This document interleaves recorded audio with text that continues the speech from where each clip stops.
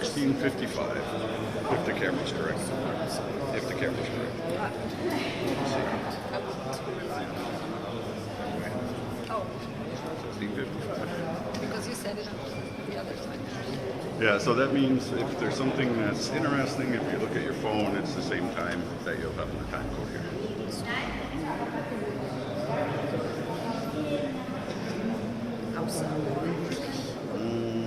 That's me.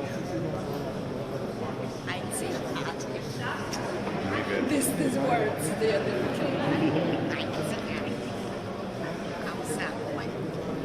Well, I'm glad we didn't tell Jackie that Linda's here. She hates him. Thinks all of his political decisions and his savings and everything else is just going to hurt everybody. Yeah, but does she know how the money is made and how it is, how the economy works? Does she know how inflation is? Yeah, she's starting to get it, but she thinks that basically what all the politicians are doing right now are in Germany, are agreeing with the AFD. They're having this shooting programs. The finance minister doesn't want the expenses to grow. But on the other hand, today his suggestion came out about the Steuer der leichten Freibetrag. It will go up, so now it's around 11,000, then it will be 12,800 something. Which is good for student workers and stuff. For all of you guys who work in Germany. Yeah, it won't really affect me. Yeah, okay. But for those the small verdieners that make under 11,000, they don't make any money It's anyway. Freibetrag. It's for all of you. Oh yeah, Steuer. My Steuerberater has become so incredibly expensive. What? Expensive? My Steuerberater, the guy who does our taxes. Yeah, Steuerberater. Yeah. Dienstleistungen are expensive. Yeah. But I mean, he's raised his price. It's about a 600 to 700 euro difference. More. I usually pay him around 1,200, 1,300 a year. We just got a bill for 2,000. And I worked for less and had everything better organized. It's too much. We're going to have to cancel it. But it's since he moved from Prince Lauerberg into the same house that he lives in, and probably bought the apartment in the bottom. His wife has a physiotherapy place there. And So you think that's the reason why he... he's got to make some money now. Yeah, but you can't do that like this. Just raise prices. Because then you risk your everything. Do you lose customers? Yep, that's what's going to happen. Because, I mean, he put down every poops. We went in, when I bring him the paperwork, it's to show him the stuff, and then he puts down a half an hour Moroccan time for 180 euros. Like, okay. That's so expensive. Sometimes I ask myself, why aren't I like something like that? Because I can't be that I mean, boring. it would be... I'm capable of such things. Yeah, it may be cool. I would earn well. Why aren't I a doctor or something? There's a lot of stuff. I know, but I was like the best in my class. I know how to study. Well, for us in America, that would be a lot of money. Yeah, that's the same problem in Slovenia. I didn't want to be a burden on my mom for 8 or 10 years. Because she was a single mom, I had to go out and make some. I know what you mean. But that's the only reason why I didn't choose medicine, because it's less. But now I'm like, why? I could be 2 years more at home or something. Early retirement. Nobody was really. Yeah. Nobody was talking to me about this. My cousin went into the Navy when he was 20. And he's retired as well. With a great retirement.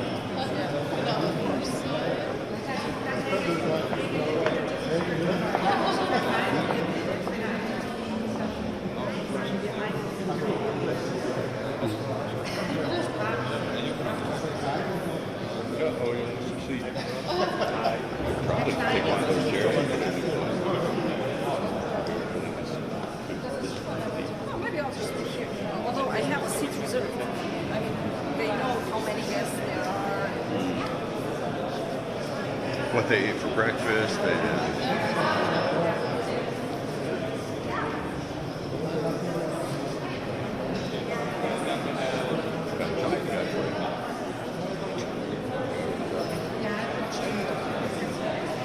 How do you mean for? What do you mean for? I can send it over.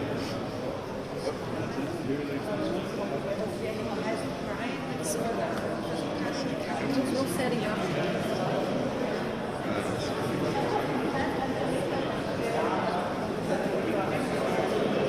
I'll find a place to sit.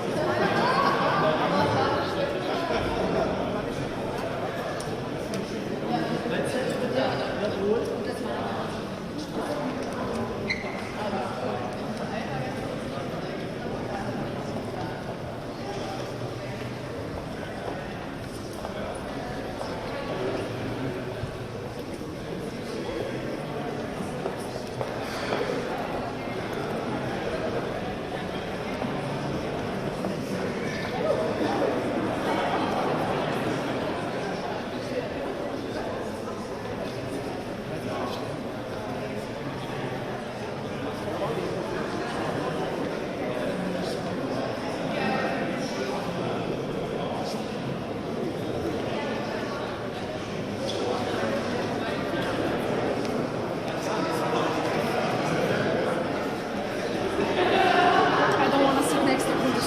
That's a mistake.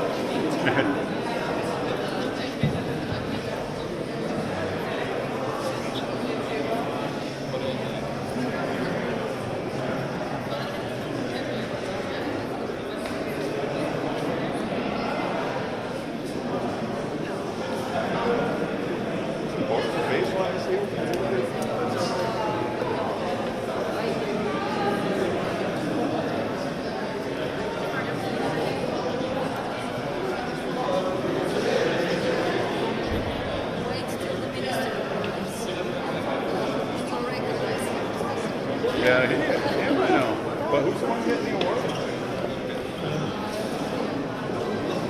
She'll be up there too.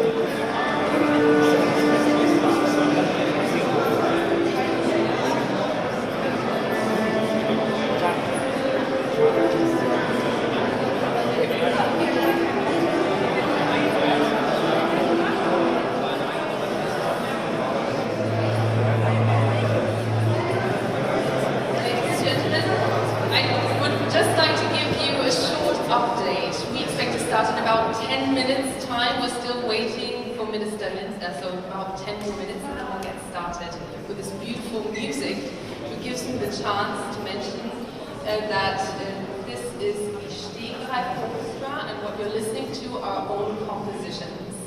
One called Wilhelmina's Story and the other one, Final Credits. So we have the chance to listen to a couple more minutes of beautiful music.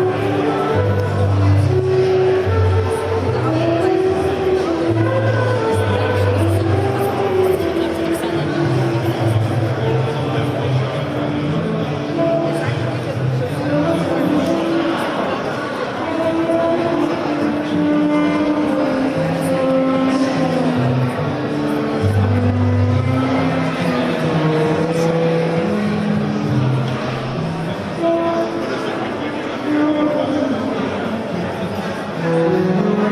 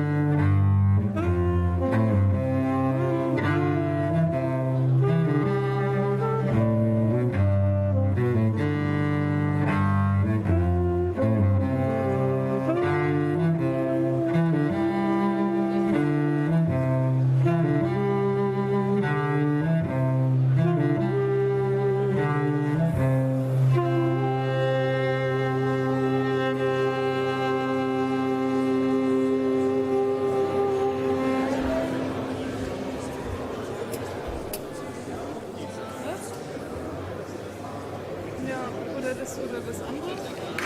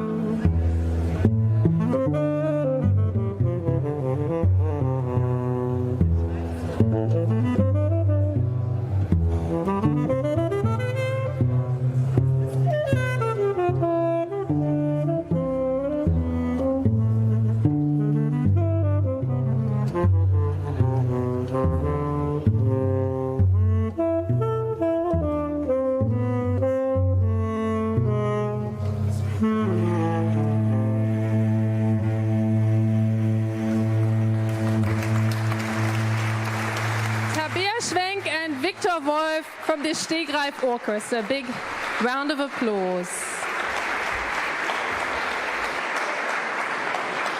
And welcome Minister Lindner, welcome Yulia Navalnaya. Minister Lindner, you're slightly late today, but I can tell everybody from personal experience that whenever it was about the cause of Alexei Navalny, of freedom in relation to his cause, his wife's cause, you always found the time for journalists. So I want to mention that along with welcoming you here today.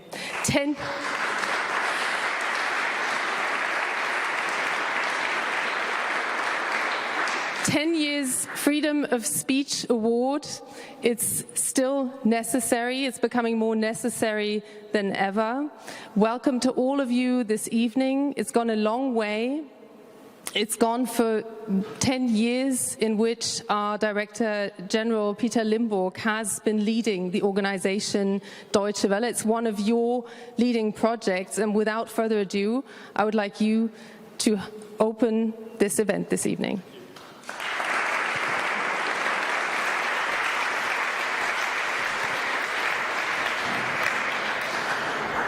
Federal Minister, dear Mr. Lindner, members of Parliament, Excellencies, members of the boards of DW, dear guests and colleagues, dear award winners Ivan Zhdanov and the Anti-Corruption Foundation, and dear Yulia Navalnaya. It is a pleasure and honor to welcome you all to the 10th annual DW Freedom of Speech Award. This award recognizes those people who are most passionate about freedom of expression and freedom of the press. The Anti-Corruption Foundation and Yulia Navalnaya are dedicated to bringing light into the darkness of the corrupt and murderous system of the current Russian government. Thank you for your important work. I'm convinced, and with me all the management of DW, that you truly deserve this award. And I'm not alone in this opinion. Leading Democrats from different parties across the German Parliament share our views. Liebe Yulia Navalnaya, ganz herzlichen Glückwunsch zum DW Freedom of Speech Award. Ich gratuliere herzlich. Ich gratuliere Ihnen ganz, ganz herzlich. Ich gratuliere ihr von Herzen. Ich freue mich mit Ihnen. Sie haben es wirklich verdient. Und seien Sie gewiss, wir sind in Ihrem Kampf um Freiheit, um Demokratie, um Rechtsstaat an Ihrer Seite. Und wir Unterstützen Sie so gut wir können. Nach all dem, was Sie und Ihre Familie haben erleiden müssen, nach dem, was Ihrem Mann geschehen ist, nach all den Jahren der Entbehrung und all den anderen schrecklichen Dingen, die Putins Regime ihr und Ihren geliebten Leuten angetan hat, ist das nur gerecht. Sie steht mit einer Haltung und mit einer Würde für genau diesen Kampf. Dafür kann ich nur danken und gratuliere vom Herzen zu diesem Preis. Sie haben Ihren Mann in all den Jahren begleitet, unterstützt, auch in Russland Demokratie durchzusetzen. Das haben wir nicht nur hier in Deutschland mit großer Begeisterung, auch mit großer Bewunderung beobachtet. Sie sind auch Vorbild für uns hier, mutig die Meinung zu äußern und immer an die Demokratie zu glauben. Russland ist ein imperialistischer, kolonialistischer Staat, der einen verheerenden Vernichtungskrieg gegen die freie und demokratische Ukraine führt und seit Jahren die kritische Zivilgesellschaft kriminalisiert, unterdrückt, inhaftiert und ermordet. Umso wichtiger ist, dass wir immer wieder auch die Menschen ermutigen, die für ein besseres Russland eintreten.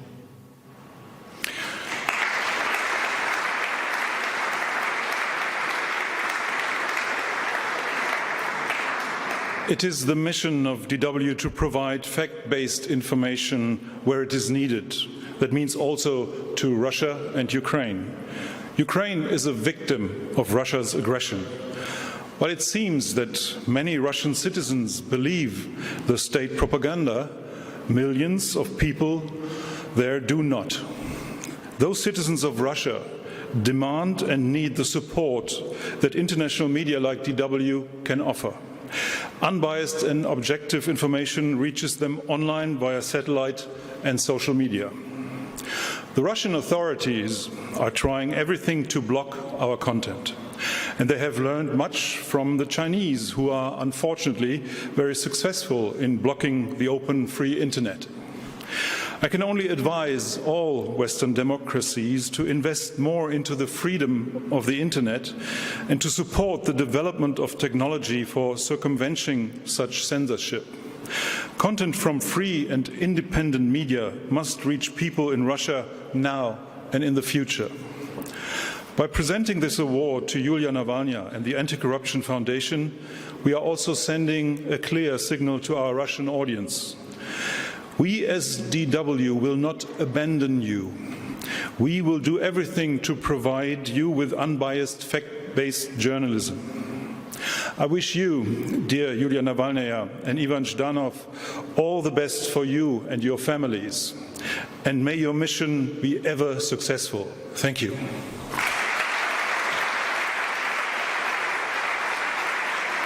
Thank you, Peter.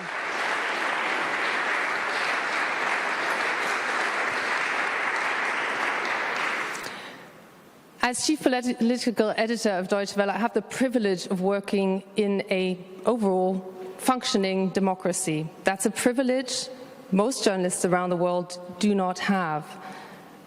I was at the commemoration for your husband yesterday here in Berlin, and there are many people he inspired, and it shows that you are not alone in this. You have the head of the anti-corruption organization, Mr. Janov, here as well. But the question many people are asking is, what is it like to fight that kind of battle that you have been fighting? And we'll just take a look at what it means to be all in with your family, your professional life, your life. Please.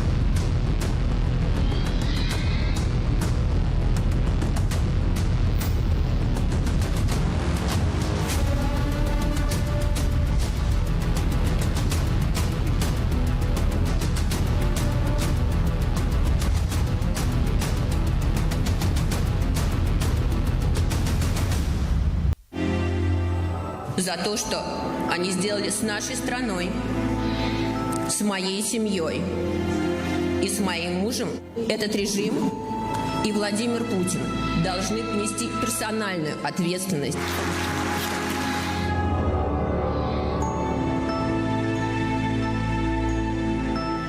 My husband will never see what the beautiful Russia of the future will look like. But we must see it. And I will do my best to make his dream come true.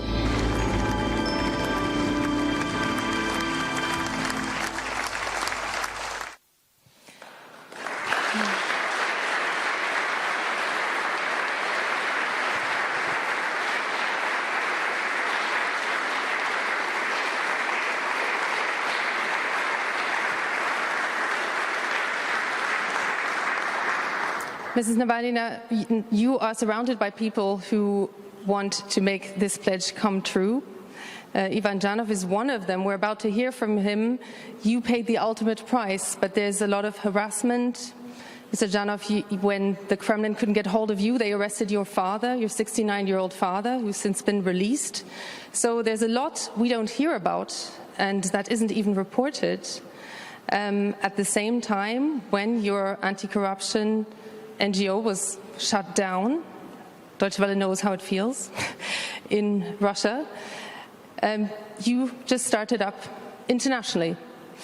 And that's been your response, and we're very keen to learn what you have to say and to share with us here today on your struggle for freedom. Please.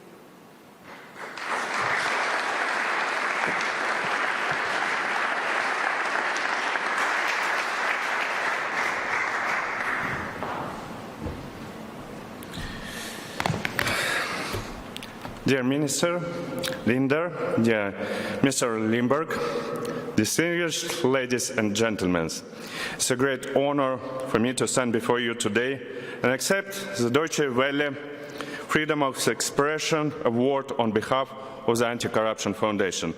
This award is a recognition that means a lot to us, everyone at the foundation. When I joined the Anti-Corruption Foundation, exactly 10 years ago, Alexei Navalny was under house arrest. Perhaps I should have realized at that moment that working for the foundation would not be easy. Every employee had a hard road ahead of them.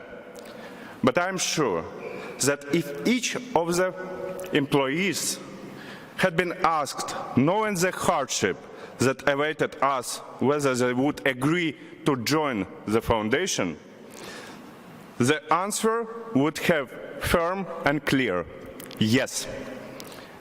Alexei Navalny is the bravest man, the most intelligent leader, and the most outstanding politician I have ever known. He founded the Anti-Corruption Foundation with a simple but powerful idea. Corruption is destroying our country and undermining democracy. To improve our country, corruption must be defeated. But there was more to that idea. Alexei believed that a small group of professionals could change everything and make our country into a completely different place. A country where human rights are respected, where peaceful transfer of power is possible. A country where you want to live. We were looking for any opportunity, any chance to achieve these goals. Under Navalny's leadership, the foundation conducted investigations that not only astonished and shocked Russians, but also changed their perception of how things work in our country. We showed that the general prosecutor could be headed by a man involved in murder, that the head of government could still use a network of front funds, that the president could use special services to assassinate politicians in his own country. He built huge palaces for himself. He was madly obsessed with luxury. And of course, we did a lot of political work. We urged people to go to demonstrations. We were forbidden to hold rallies. but hundreds of thousands of people following the work of Navalny and his team took to the streets because they understood the direction our country was going in. In 2017, Alexei Navalny decided to run for president. We created a larger network of headquarters across the country, and Navalny's team became a major political movement. None of our team's success would have been possible without the millions of people who supported Alexei Navalny and the Anti-Corruption Foundation he set up. The Anti-Corruption Foundation is first and foremost these people, and this award, the Anti-Corruption Foundation, is of course an award to all these people and their efforts. The foundation used every opportunity available, even when things were very difficult, even when our offices and homes were raided by police every month, even when our bank accounts were frozen, even when Alexei Navalny and many of our staff were detained for months, we continued to work. After 3 years of hellish conditions in prison, Alexei Navalny was brutally murdered. Many of our colleagues are now in prison. We are now in the third year of a war which shows no sign of ending. Of course, sometimes the pain of loss seems too great. Sometimes you want to give up. Sometimes we make mistakes. Sometimes it feels like we are at a dead end. But from the moment Putin invaded to Ukraine, we talked with people inside Russia. We talk about war. We talk about what is going on war. Despite the total clampdown in Russia on any public discourse on the matter. Even now, there are brave people in our country who are willing to help up with our activities despite the risk of going to prison. We pinpoint the crooks and corrupt officials who are directly responsible for what is happening in Russia and call for them to be personally sanctioned. We will continue our work. In our Moscow office, the door to Alexei Navalny's room was always open. Any member of staff could come up with an idea if this idea could bring us closer to the beautiful Russia of the future. Alexei especially loved ideas related to new technologies. It's difficult to list all the projects Alexei Navalny came up with, even just those from when he was in prison. I confess that sometimes I was even afraid to open letters from Alexei Navalny when he was in prison. You would open a letter and there would be any new plan, any new tasks that you should to get done ASAP. And I would tell that those letters are so missed right now, actually. And it's unlikely that our foundation will remain the same after Navalny's murder. It's too great a loss for us. But we will keep on fighting now together with Yulia Navalnaya, who has so bravely taken on the huge responsibility of continuing Alexei's work. And in our fight, thank you.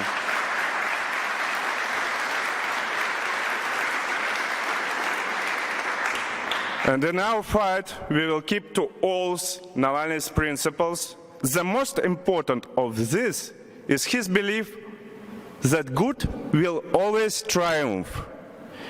We, his friends and loyal colleagues, will continue in this belief. Thank you to all those who have supported Navalny and the Anti-Corruption Foundation, even in the most difficult times. Thank you for paying recognition to our work with this honorable award. Thank you.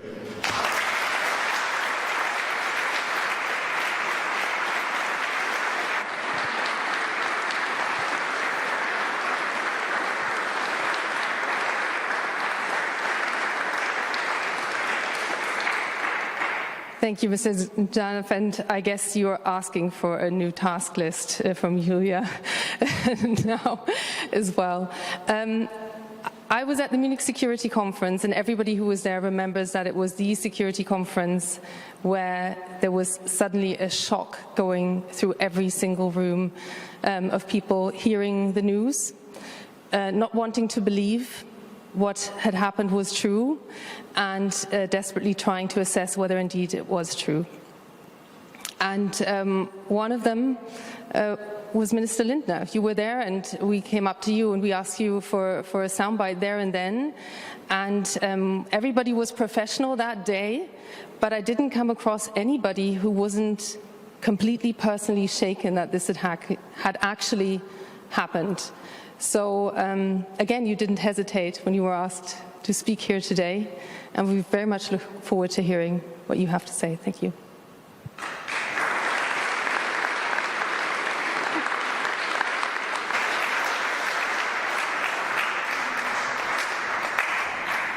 Ladies and gentlemen, thank you for your patience. I had to participate in a meeting of the European finance ministers. Currently, we are working on ways to use the capital flows from the frozen sovereign assets to further strengthen the support of Ukraine. So in a way, my delay has been connected to this award. Dear Yulia, dear Ivan, Mr. Limburg, ladies and gentlemen, honored guests. In one of the letters that he wrote last year, Alexei Navalny mentioned that he was reading the book Fear No Evil by the former Soviet dissident Nathan Sharansky.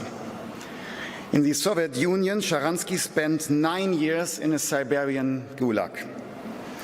And Alexei wrote, "While reading this book, I sometimes have to shake my head to get rid of the feeling that I'm reading my personal file." In this book, which was published in 1991, Sharansky observed that the virus of free thought was spreading in prisons, and he expressed his fervent hope that the KGB does not find an antidote to this virus. Last August, Alexei came to the sobering realization that Sharansky was wrong.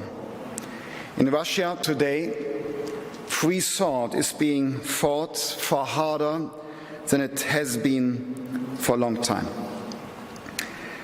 Ladies and gentlemen, in that sense, Alexei Navalny was a super spreader of free thought. His aim was to, in a way, infect society in order to democratize and permanently immunize it against every form of oppression and autocracy. Like a virus, he was first isolated and then repressed in the most brutal way. In the end, the regime, I have no doubt, even murdered him. I'm sure that no one of us here in this room will ever forget where we were and how we felt when we have heard about his death. Utter dismay, powerlessness, and disbelief that this seemingly hero, who never lost his sense of humor despite terrible torture, passed away. Like Yulia, and it has already been mentioned, I was at the Munich Security Conference when the news broke. It was no coincidence, I'm sure. Putin wanted to send a message to the world, but he was wrong. If he achieved anything, it was to strengthen our resolve. It was you, Yulia, of all people, who gave us back our courage that day. For you to find the strength and determination in Munich to address the world was impressive, moving, and most inspiring. Today, Deutsche Welle is presenting the Freedom of Speech Award to you and the Anti-Corruption Foundation. It is an award that celebrates free speech and free thought, an award that reminds us of the meaning of democracy and the rule of law. Because we cannot take for granted any of these core values on which our society is built, even if in Germany we sometimes think that we can, with a certain arrogance. In Russia, you risk your life if you fight for them. This is what Alexei Navalny did. He went to prison because he was believing in freedom. He gave up his own freedom and the freedom of his family because he wanted to keep alive freedom of thought in Russia. He dedicated himself to the fight for a better Russia because he never lost hope. He paid for this dedication with his life. Yesterday was Alexei Navalny's birthday. He would have turned just 48. You, Yulia, who for decades, we saw the pictures, for decades fought as a strong partner side by side with Alexei, have now stepped into the spotlight in his place. With the support of the Anti-Corruption Foundation, you will continue to spread the idea and the value of free thought for a free, democratic, and eventually beautiful, even as you said, Russia. In your speech before the European Parliament, you reminded us in the strongest possible terms that it is the task of us all to fight for freedom and justice in Russia. You urged us all to be more creative, to think ahead, to be smarter than our opponents, and not to give in to fate, but to take control of it. Because that's what Alexei did. We cannot be grateful enough for your unconditional support that enabled Alexei to be Putin's greatest adversary, a leader with a legacy that will persist beyond his own death. Dear Yulia and dear Ivan, with the support of the foundation that you and Alexei established over 13 years ago, you have succeeded in creating an alternative political network and withstood many challenges. Several years ago, the Russian regime designated the foundation as extremist, putting it on a par with IS and Al-Qaeda. And you countered this with even greater determination.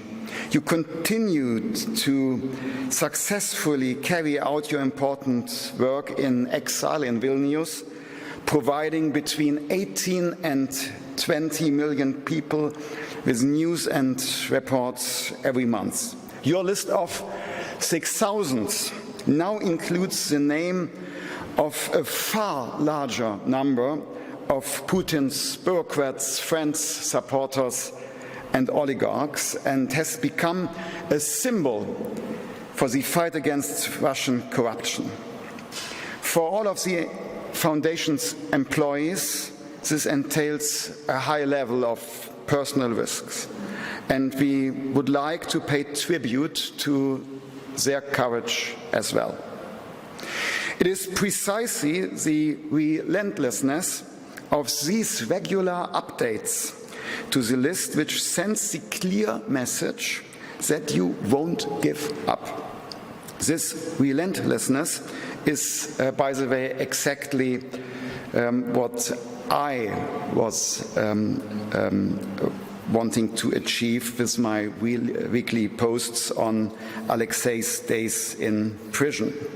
Not only to support him in his efforts, but because I was personally impressed by him after I've met him when you stayed here in Berlin. Yulia and Ivan, your work is both a beacon of hope and a warning. On the one hand, it fills us with hope that there are courageous people in Russia outside Putin's system. People who believe that they can fundamentally change Russia and are prepared to work towards achieving this change. But this positive realization also serves as a warning. We must not condemn Russia per se, but Putin's politics. Because, as you put it so precisely, Yulia, Putin is not Russia, and Russia is not Putin. Putin literally silenced Alexei because he could not bring him to be silent. He killed him because he could not break him. But we live, you, Yulia, the Foundation, and everyone who stands by your side will not give up on what we believe in.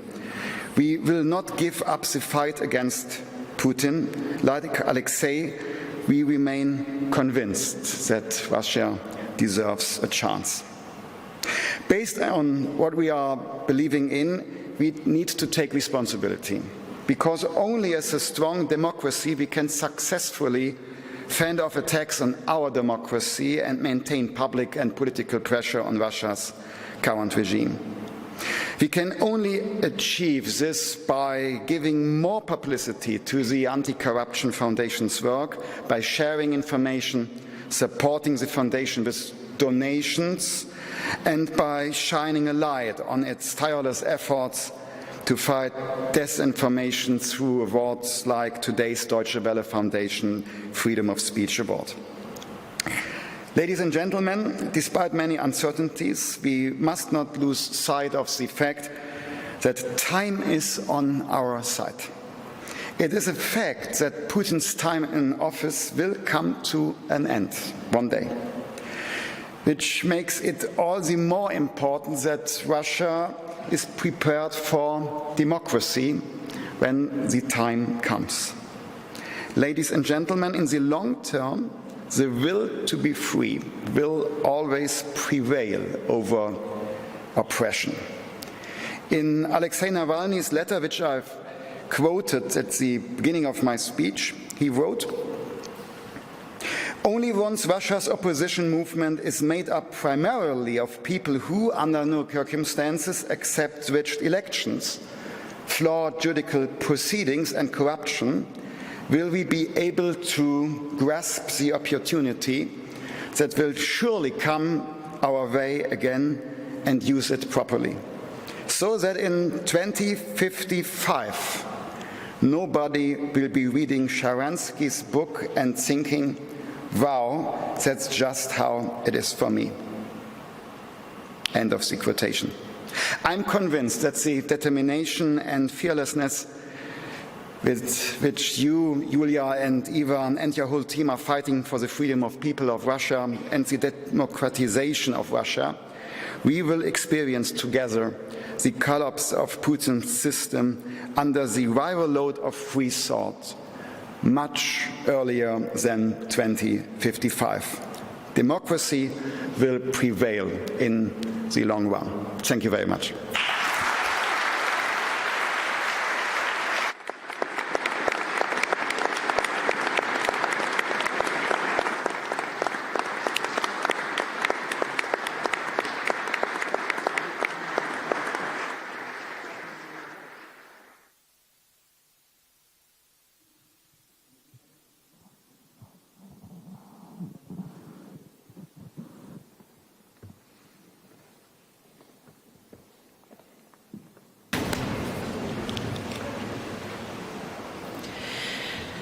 Dear Mr. Linder, dear Mr. Limburg, dear ladies and gentlemen, I'm honored to receive this prestigious award today, the Deutsche Welle Freedom of Speech Prize. It is important to share it with the team of Anti-Corruption Foundation, which my husband, Alexei Navalny, founded 13 years ago. And it's important because of all these 13 years, freedom of speech has been the most important weapon and the most important faithful ally. During these years, Putin has destroyed elections. During these years, Putin has prohibited protests. During these years, Putin has suppressed independent media, and he has tried to silence anyone who said what he didn't like, but he failed. Yes, he killed my husband, Alexei Navalny, but he didn't silence him and his ideas. Dictators consider freedom of speech as a weakness. They perceive it as freedom of spread misinformation, as freedom to lie. For Putin, it costs almost nothing to hire those willing to lie for money. And there are always those willing to offer him their services. Sadly, even here in Europe, this is happening right now in front of our eyes, in connection with the European Parliament elections, in connection with the Putin's war against Ukraine. Every day we see his troll factories at work. Every day so-called experts and politicians pretending to be independent abuse freedom of speech to parrot the Kremlin's narratives. And when you confront them about it, they yell, claiming it's an assault on their freedom of speech. Considering Putin's KGB past, disinformation, lies, deceit, and provocations were his foundations, and he understands the importance of the battle in the information field and the significance of imposing his own agenda. And repeatedly, he accomplishes just that. But freedom of speech is not a weakness, but strength. Alexei proved this with his entire life and work. When he wasn't afraid to speak, in court, in prison, risking everything, believing that sincere words will defeat any lie, showing how honest speech brings hundreds of thousands of people to the streets in a country where it seemed there was no space left for public politics, showing how the truth makes even an all-powerful dictator tremble with fear. This is one of the most important lessons that we must learn. We shouldn't fear of speaking the truth. We shouldn't fear making truth our weapon against propaganda and lies. When you, Mr. Linder, consistently and publicly remind the world every week for 3 years, regardless the circumstances, that Alexei Navalny is unlawfully imprisoned, he should be released immediately, you did exactly that. Thank you for your efforts. If all Western politicians behave similarly, if everyone didn't shy away from speaking the truth, even when it's uncomfortable at times, there would be no war and no Putin. It's especially important to me that this award, and I want to repeat it, is being presented jointly to me and Anti-Corruption Foundation, which was founded by my husband, Alexei Navalny, the organization that has fought alongside him, hand in hand, all these years, using a free speech as a weapon. And we will continue our fight. We believe that free speech will prevail over the poison of propaganda. Thank you.